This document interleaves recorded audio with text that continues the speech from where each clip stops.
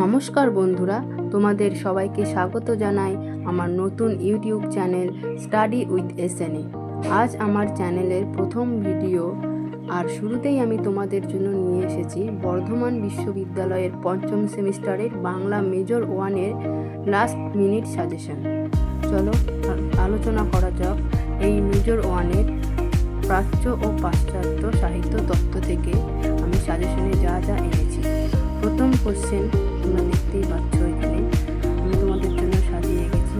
1 নম্বরে আছে, ধ্বনিবাদের সঙ্গে রসবাদের বিরোধ আলোচনা করো।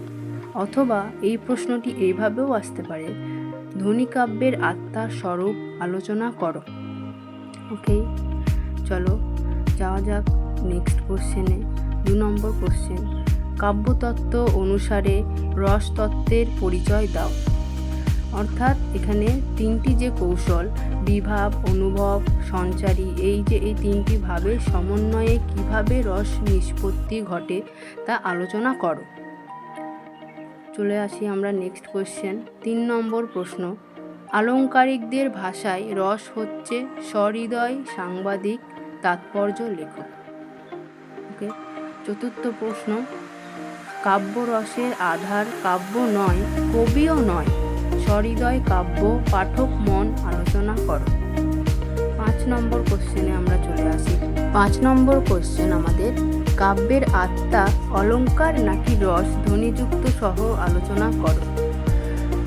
পরের কোশ্চেনে আমরা যাওয়ার আগে একটা আলোচনা করে দিই। এই প্রশ্নের উত্তর সহ যদি তোমরা পেতে চাও তাহলে কমেন্টে জানাও অ্যান্সার। ওকে, আমি পরের পার্টে নিয়ে আসবো তোমাদের জন্য এই প্রত্যেকটা প্রশ্নের উত্তর সহ।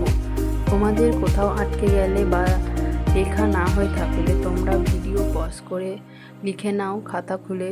আমি আরও একবার তোমাদের জন্য আমার প্রত্যেকটা প্রশ্ন তোমাদের জন্য নিয়ে আসা সাজেশন আমি তুলে ধরলাম। এরপর চলো যাওয়া যাক 6 নম্বর প্রশ্নে। 6 নম্বর প্রশ্নে আছে, একটি সার্থক ট্র্যাজেডি নাটকের বিষয়বস্তু আলোচনা করো। অর্থাৎ যে কোনো একটি ট্র্যাজেডি নাটক যেটি সার্থক নাটক, সেটির বিষয়বস্তুটা ব্যাখ্যা করলেই এটি 10 নম্বরের জন্য তোমরা কমন পেয়ে যেতে পারো। 7 নম্বর প্রশ্ন বলার আগে তোমাদের বলি, তোমরা যদি সাবস্ক্রাইব করে না থাকো চ্যানেলটিকে প্লিজ সাবস্ক্রাইব করে দিও এবং লাইক শেয়ার করে দিও। চলো 7 নম্বর প্রশ্ন, নাট্যকাব্য কাকে বলে, বৈশিষ্ট্য লেখো। পরের প্রশ্ন 8 নম্বর, রিয়েলিজম ও ন্যাচারালিজম বৈশিষ্ট্য সংজ্ঞা। এই রিয়েলিজম ও ন্যাচারালিজম এটির বৈশিষ্ট্য এবং বিশেষ করে বৈশিষ্ট্য, সংজ্ঞা ও বিশেষ করে বৈশিষ্ট্য করে রাখলে তোমরা এখান থেকে সংজ্ঞা, বৈশিষ্ট্য, সম্পর্ক, পার্থক্য যাই দিক প্রত্যেকটা তোমরা লিখে আসতে পারো। সেমভাবে 9 নম্বরে, কমেডি ও প্রহসনের সংজ্ঞা, বৈশিষ্ট্য, পার্থক্য। এখানেও তোমরা শুধু বৈশিষ্ট্য ভালোভাবে করে রাখলে তোমরা সংজ্ঞা, বৈশিষ্ট্য, পার্থক্য সবই পারো। এবং তোমাদের যদি উত্তর প্রয়োজন হয়, নোটস প্রয়োজন হয়, তোমরা কমেন্টসে অ্যান্সার লেখো। আমি পরের পার্টে তাহলে তোমাদের জন্য অ্যান্সার সহ নিয়ে আসবো। ওকে, তাহলে দেখা হচ্ছে পরের পার্টে অ্যান্সার সহ। আজকের মতো এতটুকু। টাটা, ভালো থেকো, সুস্থ থেকো। এক্সামের আগাম শুভেচ্ছা। তোমরা প্রত্যেকে সকলেই ভালো করে এক্সাম দিও।